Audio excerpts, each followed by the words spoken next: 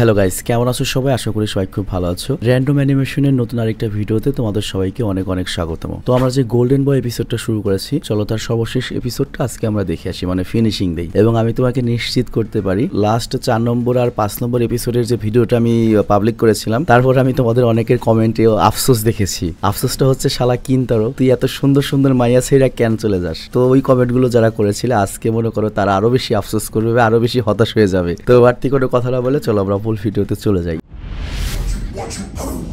हर महीने नए कार्ड्स की लॉटरी करता है। वेबसाइट पर प्रमोशन में भाग ले और अपनी सपनों की कार जीते। তো যাই হোক, গোল্ডেন বয় সিরিজের মাধ্যমে তোমরা কিন্তু তোমাদের আরেকটা পছন্দের ক্যারেক্টার পেলে, যার নাম হচ্ছে Kintaro Oe, one of the most লুচ্চা ক্যারেক্টার এভার। আর সে টোকিও ইউনিভার্সিটিতে ল নিয়ে পড়াশোনা করেছে, কিন্তু সে যেটা করেছে, পড়া শেষ হওয়ার আগেই সকল পড়া শেষ করে ফেলেছে। আর এ কারণে সে কলেজ থেকে ড্রপ আউট হয়ে গিয়েছে এবং সে বর্তমানে এক শহর থেকে অন্য শহরে ঘুরে বেড়ায় এবং নিজের জীবন সম্পর্কে উপলব্ধি করে। এবং সে তার জার্নিতে বিভিন্ন ধরনের কাজ করে থাকে এবং যে কোনো ধরনের কাজ থেকে সে বিরত হয় না। এবং এই জার্নিতে তার সাথে যাদের পরিচয় হয় তাদের সবার সম্পর্কে নোটবুকে লিখে রাখে, তাদের পার্সোনালিটি, হবি, ওয়ার্ক, এমনকি তাদের ফোন নাম্বারও। আর সবচেয়ে বড় ব্যাপার হচ্ছে, ইভেন তাদের পার্সোনাল লাইফও বাদ দেয় না, তার সাথে তাদের ফিগার এবং মনে করো সাইজও লিখে রাখে। তো যাই হোক, ষষ্ঠ পর্বের শুরুতে আমরা কিনতারোকে দেখি, আর সে একটা অ্যানিমেশন প্রোডাকশন স্টুডিওতে কাজের জন্য এসেছে। এই যে তোমরা অ্যানিমে দেখো, এরকম একটা প্রোডাকশন স্টুডিওতে এসেছে, ইন্টারভিউর জন্য এসেছে আর কি আমাদের কিনতারো। তো সেখানে যে ম্যানেজার ছিল, সে বলে, বিজ্ঞাপনে তো আমরা লিখে দিয়েছিলাম যে আমাদের গাড়ি চালানোর জন্য ড্রাইভার লাগবে, বাট কিনতারো বলে, আমি তো সাইকেল অনেক ভালো চালাতে পারি। বাট লোকটা কথা শুনে রেগে যায়, বলে, গাড়ি আর সাইকেল এক জিনিস হলো? আমাদের দরকার ড্রাইভার, সাইকেল দিয়ে আমরা কি করবো? বাট তখনই সেখানে একটা মেয়ে কিনতারোকে চা দিতে আসে, আর সেই মেয়েটা বসকে বলে, এখানকার কাজ এমনি অনেক কঠিন, অনেক কম লোকে আমাদের এখানে কাজ করতে আসে, দেখেন ওকে যদি কোনো কাজে লাগানো যায়। তো এই কথা শুনে ম্যানেজার একটু রেগে যায় এবং মেয়েটিকে বলে, বাহ, তুমি এই তথ্য দিয়ে আমাকে খুব উপকার করেছো, তোমাকে ধন্যবাদ। আর তারপর ওই ম্যানেজার করে কি কিনতারোকে একটা কাজে রেখে দেয়, আর কিনতারো খুশি হয়ে রাজি হয়ে যায়। তো যাই হোক, এই মেয়েটির নাম হচ্ছে চিও, আর এই চিও কিনতারোকে অফিস ঘুরিয়ে দেখায়। আর এখানে যারা যারা কাজ করে তারা সবাই যার যার জায়গায় ডেস্কের চেয়ারে নিচে বিভিন্ন জায়গায় মনে করো যে পড়ে রয়েছে। অনেক কষ্টের কাজ, অনেক লং টাইম কাজ করতে হয় তাদের। এই যে আমরা সিম্পলি যে অ্যানিমেশন গুলো দেখি, তোমার ধারণাও নেই যে এটা কত কষ্ট করে তৈরি হয়। ইভেন সিনেমা বানানোর চেয়ে অনেক বেশি কষ্ট। চিন্তা করো, প্রতি কয়েক সেকেন্ডের ভিডিওর জন্য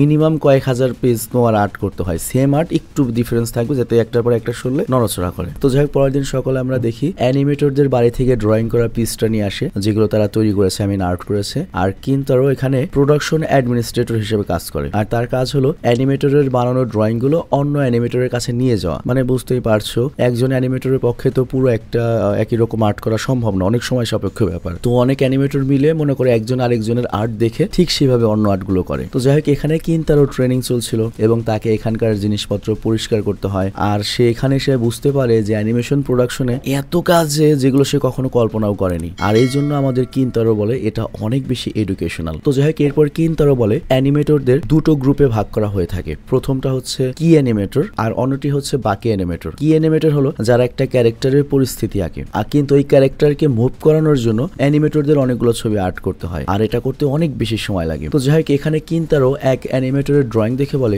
এত ডিটেইলে এগুলো আর্ট করা হচ্ছে। আর ওইটা অবশ্যই বুঝতে পারছো একটা অ্যাডাল্ট অ্যানিমে আর কি। তো তখন ওই অ্যানিমেটর কিনতারোকে বলে, আমাদের এই প্রোডাকশন স্টুডিও অনেকগুলো হেন্তাই অ্যানিমে প্রজেক্টে কাজ করেছে। তো কিনতারো তখন অ্যানিমেটরের আঁকা ছবি দেখে বলে, বাহ, এটাকে তো দেখে সাকুরা নামের একটা মডেলের মতো লাগছে, তার চেয়েও বেশি সুন্দরী। অ্যানিমেটর বলে, তুমি একদম সঠিক বলেছো, আমরা তার উপর ইন্সপায়ার হয়ে এটা তৈরি করেছি। তো এরপর সেই অ্যানিমেটর করে কি ম্যাগাজিন দেখায়, যেখান থেকে তারা এই ডিজাইনটা নিয়েছে। তো কিনতারো যখন দেখে তখন সে হাসতে শুরু করে। আর তারপর কিনতারো বলে যে, কি শেপ, ও মাই গড। আর তারপর কিনতারো নিজেও একটা শেপ আঁকে এবং বলে, আমার এই ধরনের শেপ আরো বেশি ভালো লাগে, মানে আরো বেশি ডিটেলস। তো এখানে কি অ্যানিমেটর কিনতারো ড্রয়িং দেখে বলে, বাহ, তুমি তো অনেক ভালো ড্রয়িং করতে পারো। তখন কিনতারো বলে, এটা তো আমি প্রতিদিনই করি, মানে ও তো ডায়েরিতে যেখানে যায় তাকে আর্ট করে তারপর তার সম্পর্কে লিখে। আর তখন এখানে বস আসে এবং কিনতারোর উপর রেগে গিয়ে বলে, তোমাকে আমি পরিষ্কার করার কামলা হিসেবে রাখছি, গল্প করার জন্য রাখিনি। আর তখন কিনতারো সরি বলে আবারও কাজ করতে শুরু করে। আর তারপর সেখানে একজন বিখ্যাত আর্থারের ম্যানেজার আসে অফিসে। আর এই আর্থার বা এই অ্যানিমেটর প্রডিউসার অনেক আগে থেকে অনেক বেশি বিখ্যাত, মানে অ্যানিমের আর কি তোমার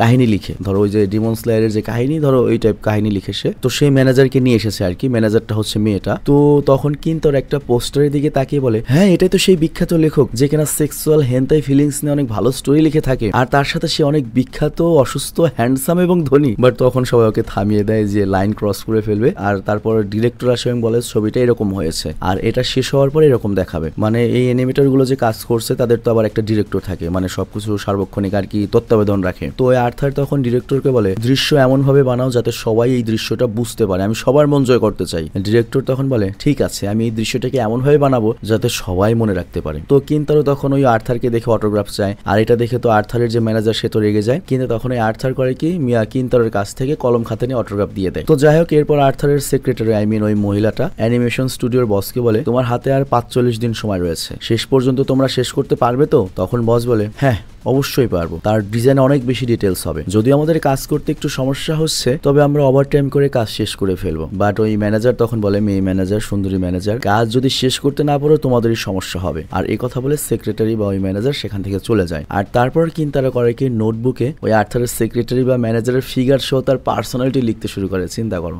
আর তখনই এক অ্যানিমেটর কিন্টারের দাঁড়িয়ে দেখে এবং বলে, বাহ তুমি সত্যি এক অদ্ভুত লোক। তো যাই কিভাবেই কিন্টারো আস্তে আস্তে কাজ বাড়াতে শুরু করে, তার মোটামুটি 10-12 দিন হয়ে গিয়েছে এখানে কাজ করছে এবং কিন্তারোর দায়িত্ব হচ্ছে সে এক অ্যানিমেটরের পৃষ্ঠা অন্য অ্যানিমেটরের কাছে নিয়ে যায় এবং সে তার পিঠে বক্স বেঁধে ওই জিনিসগুলো ট্রান্সফার করে একজনের কাছ থেকে আরেকজনের কাছে। এবং বেশিরভাগ অ্যানিমেটর বাড়িতে বসেই কাজ করে এবং সবার কাজের সময় আলাদা। তো এর জন্য আমাদের কিন্তারো বলে তার সারাদিন অনেক কাজ করতে হয়। এমনকি সকল অ্যানিমেটরেরও একটা ম্যানেজার অ্যানিমেটর রয়েছে এবং তিনি একে অপরের ডিজাইন দেখে তারপর কাজ কাকে কোনটা দিবেন সেটা ভাগ করে দেন। তো ম্যানেজারের ডিজাইন দেখে কিন্তারো মুগ্ধ হয়ে যায়। আর ম্যানেজার তখন কিন্তারোকে বলে, তুমি কি আবার ড্রয়িং কালেক্ট করতে যাবে? কিন্তারো তখন বলে, হ্যাঁ আমাকে এখন যেতে হবে। তো ম্যানেজার তখন বলে, তুমি আসার সময় আমার জন্য একটা মিট বল আনতে পারবে? কিন্তারো বলে, হ্যাঁ অবশ্যই পারবো। আর তখন বাকি অ্যানিমেটররাও নিজেদের পছন্দের খাবার নিয়ে আসতে বলে। কিন্তারো পড়ে যায় তখন বিপদে। তো যাই হোক, কিন্তারো তখন বলে, অ্যানিমেটররা যখন অনেক বেশি ব্যস্ত হয়ে পড়ে তারা তখন বের হওয়ারও সময় পায় না, তাদের সবসময় এখানেই থাকতে হয়, এখানেই খেতে হয়, এখানেই তাদের পড়ে থাকতে হয় এবং তারা সবসময় ভারী খাবার খায়, মানে রেডিমেড খাবার খায়, বাড়ির খাবার তারা খেতে পায় না। তো এই জন্য কিন্তারো ভাবে যে সে তাদের জন্য নিজের হাতে সবজি রান্না করে খাওয়াবে। আর ওইদিকে চিও বাথরুম থেকে বের হয়ে দেখে কিন্তারো সবজি রান্না করছে। তো চিও তখন অবাক হয়ে যায় এবং জিজ্ঞাসা করে, তুমি রান্নাও করতে পারো? কিন্তারো তখন বলে, আমি রেস্টুরেন্টও পার্ট টাইম জব করেছি। আর চিও নামের মেয়েটি তখন বলে, সত্যি তারও, তুমি সবার চেয়ে অনেক আলাদা, তুমি কত অন্যদের চিন্তা করো, আর রান্না শেষ হলে আমাকে একটু টেস্ট করতে দিও, ঠিক আছে কিন্তারো? কিন্তারো তখন মনে মনে বলে, চিও কত ভালো, আমার সাথে কত ভালো মতো কথা বলে। আর তারপরে কিন্তারো করে কি প্রতিবারের মতো এবারে বাথরুমে গিয়ে ওই চিও মেয়েটাকে নিয়ে খারাপ চিন্তা করতে থাকে। বাট এবার আগের মতো ভেতরে কোনো মেয়ে আসে না বাথরুমে, আসে হচ্ছে ম্যানেজার বা ডিরেক্টর। আর তার হাতে ছিল একটা চাকু। তো ডিরেক্টর হঠাৎ করে আসার কারণে কিন্তারো ভয় পেয়ে যায় এবং পেছনে ফিরে, আর ওই চাকুর কারণে ডিরেক্টরের চুল কাটে যায়। আর এই জন্য ডিরেক্টর কিন্তারোকে অনেক পিটানি দেয়। আর তারপর আমরা দেখতে পাই চিও কিন্তারোকে ব্যান্ডেজ করে দেয়। তবে এই অবস্থায়ও তারও রান্না করা শেষ করে। আবার এইদিকে পুরো অফিসে ময়লা জমে ছিল আর কিন্তারো সবকিছু পরিষ্কার করতে শুরু করে। আর তখন একটা স্টাফ এসে বলে, এইসব কাজ কি তুমি করেছো? কিন্তারো তখন খুশি মনে বলে, হ্যাঁ এই সব পরিষ্কার তো আমি করেছি। বাট তখন সেই স্টাফ উল্টো রেগে গিয়ে কিন্তারোকে মেরে ডাস্টবিনে ফেলে দেয়। আর তারপর চিও আবারও কিন্তারোকে ব্যান্ডেজ করে দেওয়ার সময় বলে, তোমার উচিত হয়নি কোনো অ্যানিমেটরের ডেস্ক থেকে তার জিনিস সরানো, কারণ তারা অনেক কাজ করে, এজন্য তাদের ডেস্ক ওরকমই থাকে, অনেক প্রয়োজনীয় জিনিস ডেস্কে থাকে। তো যাই হোক, এরপর অফিসে আবারও সেই আর্থারের ম্যানেজার আসে আর বসকে বলে, তুমি এটা কেমন প্রোগ্রেস রিপোর্ট দিয়েছো? তোমার হাতে রয়েছে আর মাত্র 21 দিন, তুমি এখনো সিঙ্গেল ছবির ফিল্ম করনি? বস তখন বলে, সব ঠিক আছে, আর এই সপ্তাহতে আমরা ফিল্ম করার জন্য সিদ্ধান্ত নিয়েছি। বাট সেই আর্থারের ম্যানেজার বলে, তোমার কি মনে হয় সময় শেষ হওয়ার আগে তুমি কাজ শেষ করতে পারবে? বস তখন বলে, আসলে ডিরেক্টরের অ্যানিমেশন একটু দেরি হচ্ছে, আমরা আশা করবো আমাদের ডিউটি টাইম বাড়িয়ে ওভারটাইম করিয়ে কাজটা কমপ্লিট করার জন্য। বাট তখন আর্থারের ম্যানেজার বা সেক্রেটারি বলে, তুমি আমার কাছে কিন্তু আরো সময় আশা করো না, আমার তো মনে হয় তুমি শুরু থেকেই আমাদের কাছ থেকে সময় চাওয়ার জন্য ধান্দা করছিলে। বস তখন বলে, না না না, এটা জাস্ট পরিস্থিতির কারণে হচ্ছে। সেক্রেটারি তখন বলে, আমরা আমাদের সিনেমা রিলিজ করার তারিখ ঘোষণা দিয়ে দিয়েছি, মানে অ্যানিমেশন সিনেমা রিলিজের, তো এই জন্য আমাদের সেই দিনই ফিল্ম রিলিজ দিতে হবে। আর আমরা তোমার কাছ থেকে একটা সাধারণ কাজই চাচ্ছি, কোনো মাস্টারপিস চাচ্ছি না। আমি জানি মাস্টারপিস তোমার কাছ থেকে আশা করা যায় না। মানে সেক্রেটারি এখানে অনেক রেগেছিল। আর তখনই চিয়ে করে কি পেছন দিয়ে চা নিয়ে আসি, আর তখন সেক্রেটারির হাত চায়ের উপর লাগে। আর এই জন্য যেটা হয়, ওই চা সরাসরি সেক্রেটারির হেডলাইটের উপর পড়ে। তো কিন্তারো তখন দ্রুত করে কি কাপড় দিয়ে সেই সেক্রেটারির জায়গা পরিষ্কার করতে শুরু করে, যে কারণে সেক্রেটারি আরো রেগে যায় এবং কিন্তারোর জায়গা মতো একটা লাথি মারে এবং রেগে গিয়ে বসকে তখন বলে, সময় শেষ হওয়ার আগে যদি আমার কাজ শেষ করতে না পারো আমি তোমার স্টুডিও বন্ধ করে দেবো, টাকাও দেবো না এবং তোমার নামে আমরা মামলা করবো। তো যাই হোক, এরপর বস সবাইকে বলে, ডিরেক্টর আসার সাথে সাথে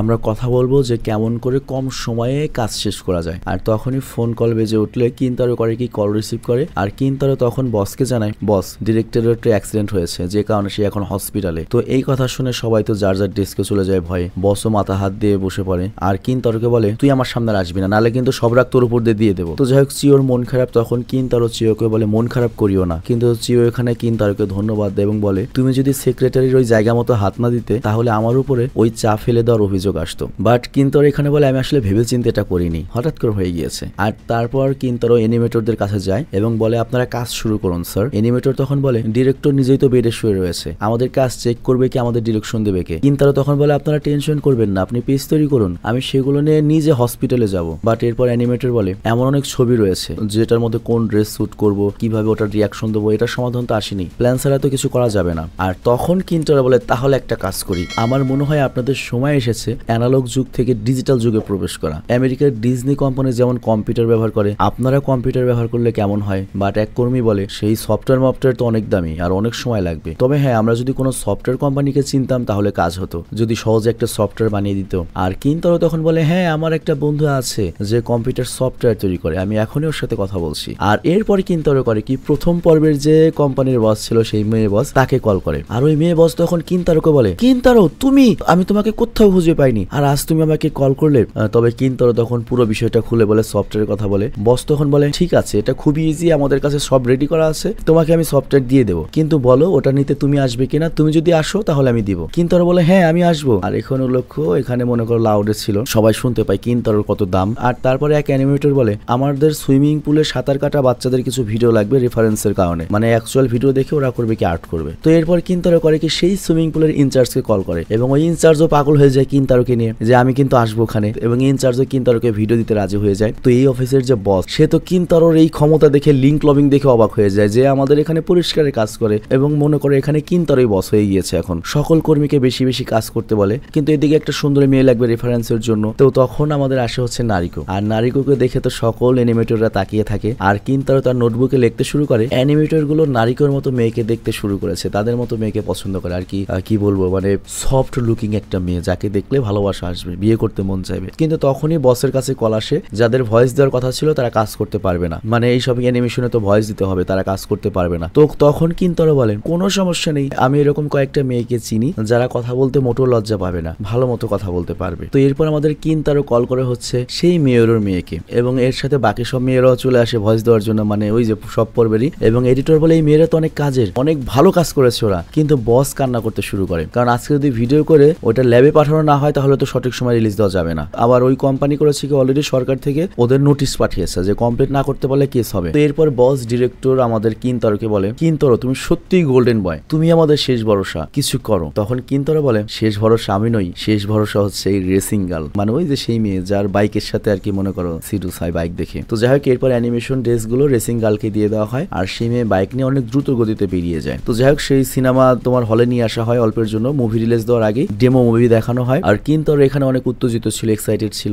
তবে সে দেখতে পায় সকল অ্যানিমেটরদের মন খারাপ, অ্যানিমেটররা ভয় ছিল হয়তো তাদের কাজ ভালো হয়নি, তাদের মান সম্মান যাবে। আর কিন্তারো এই দৃশ্য দেখে ভয় পেয়ে যায়, তার কাছে মনে হয় হয়তো অনেক বেশি কাজ করতে বলেছে, এই জন্য অ্যানিমেটররা মনের মতো কাজ করতে পারেনি। তো এই জন্য কিন্তারো ভয় পেয়ে যায় যে জিনিসটা খারাপ হবে, কাজ ভালো হবে না, আমার মান সম্মান যাবে, আমি আর মুখ দেখাতে চাই না। তো কিন্তারো লজ্জা পেয়ে চুপ করে পালিয়ে বেরিয়ে যায়। তো যাই হোক এরপর মুভির ট্রায়াল যখন শেষ হয়, মানে ওই যে ট্রেইলার, তখন তো বসের মন খারাপ ছিল, সবারই মন খারাপ, অ্যানিমেটরদের মন খারাপ। কিন্তু মুভি শেষ হতেই সবাই, মানে যত এখানে দর্শক ছিল সবাই হাতে তালি দেয়, সবাই অনেক পছন্দ করে। আর ওই মুহূর্তে প্রথমবারের মতো সে আর্থার ম্যান, যে আর কি এই মুভিটার প্রডিউসার, সে দাঁড়িয়ে চিৎকার করতে শুরু করে যে এই মুভি আমি লিখেছি, আমি লিখেছি। আর ম্যানেজারও তখন এই অ্যানিমেটর অফিসের বসের সাথে হাত মিলিয়ে বলে তোমরা অনেক ভালো কাজ করেছো, কিন্তু ওই ছেলেটা কই? আর তখন একটা কর্মী এসে দৌড়ে বসকে বলে বস কিন্তারোকে তো পাচ্ছি না, ও তো চলে গেছে। আর এখানে একটা ব্যাপার হয়েছে কি, 1 পর্ব থেকে 5 পর্ব পর্যন্ত যতগুলো মেয়ে কিন্তারোকে পছন্দ করতো এবং কিন্তারো চলে গিয়েছিল, সবগুলো মেয়ে কিন্তু এখানে এসেছে। তো সবগুলো মেয়ে তখন চমকে যায় এবং বলে কি কিন্তারো চলে গিয়েছে? না কিন্তারো, এবার তোমাকে আর আমরা যেতে দেবো না। আর সবগুলো মেয়ে করে কি কিন্তারোর পেছনে দৌড়ানো শুরু করে। তবে কিন্তারো তখন কান্না করতে করতে সাইকেল নিয়ে অনেক দূরে চলে গিয়েছে, হয়তো কিন্তারো অন্য কোনো শহরে যাবে এবং কিন্তারোর সাথে হয়তো ওদের আর কখনোই দেখা হবে না। আর এরই সাথে সাথে অ্যানিমেশন সিরিজটি শেষ হয়ে যায়। তো যাই হোক খুবই ইন্টারেস্টিং একটা সিরিজ ছিল, খুবই ভালো লেগেছে এবং স্পেশালি কিন্তারোকে আমার খুব ভালো লাগছে। ওই বয়সে একটু সবাই লুচ্চা থাকে, আমিও ছিলাম, তুমিও হবে। তো যাই হোক তোমাদের কাছে অ্যানিমেটা কেমন লেগেছে এবং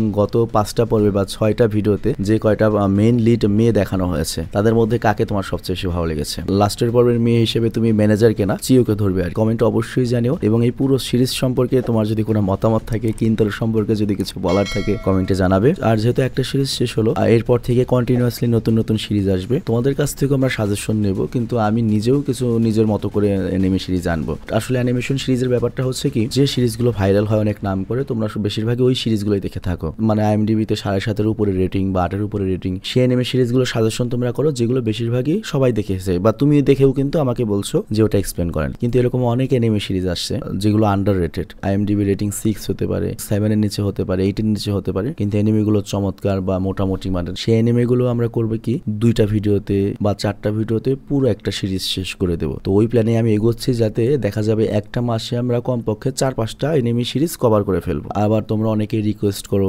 নারুতো বা ওয়ান পিস এই ধরনের অ্যানিমে সিরিজ এক্সপ্লেন করার জন্য। বিশ্বাস করে এগুলো প্র্যাকটিক্যাল না। নারুতো বা ওয়ান পিস এগুলো এক্সপ্লেন করা পসিবল না, অনেক বড় সিরিজ। ইভেন অ্যাটাক অন টাইটানও এক্সপ্লেন করার মতো অবস্থা এখন আর নেই। আর অ্যাটাক অন টাইটানের নাম যেহেতু বললাম, তোমাদের একটা মজার তথ্য বলি, তোমরা হয়তো অবশ্যই ওমর অন ফায়ারের নাম শুনে থাকবে। এই হারামজাদার ফেসবুক আইডিতে ও এরেনের ছবি দিয়ে রাখছে, খালি দুঃখের পোস্ট দেয়, খালি মাইডিতে দুঃখের পোস্ট। আমি বলি কি হয়েছে ভাই? ও বলে ভাই আমি কেন অ্যাটাক অন টাইটান দেখলাম, আমার জীবনটা শেষ হয়ে গেছে, আমি এখন কোনোভাবে শান্তি পাইতেছি না, আমার ভিতরে খালি অশান্তি। আমি বললাম এটা খুবই স্বাভাবিক, তোমার এখন যদি তুমি অ্যাটাক অন টাইটান বা এটা যদি তুমি ভুলতে চাও এরেনকে, তোমার অন্য আরেকটা অ্যানিমে সিরিজ দেখা শুরু করতে হবে, যাতে তুমি ওই অ্যানিমে সিরিজে ঢুকে যাও এবং আস্তে আস্তে তুমি ওই অ্যানিমে সিরিজের নতুন ক্যারেক্টারের মধ্যে ঢুকবে এবং তোমার ভালো লাগবে। তো তোমরা কমেন্ট করতে পারো যে ওকে আমি কোন অ্যানিমে সিরিজ দেখার জন্য সাজেশন করতে পারি, কমেন্ট অবশ্যই জানাবে। ভালো থেকো, সুস্থ থেকো এবং খুব শীঘ্রই নতুন আরেকটা অ্যানিমে সিরিজ নিয়ে আমি তোমাদের মাঝে হাজির হব। বিদায় নিচ্ছি, আল্লাহ হাফেজ। আর তোমরা যারা র্যান্ডম অ্যানিমেশন থেকে চলে গিয়েছিলে, আমি ছিলাম না বলে, তাদেরকে জানিয়ে দিও তারা জানি আবার ফেরত আসে, যাতে অন্তত মিনিমাম 50,000 ভিউ 2-3 দিনে হয়, তা না হলে একটু খারাপ দেখা যায়, বুঝোই তো, মানে আমারও তো একটা মান সম্মান আছে। তো যাই হোক, বিদায় নিচ্ছি,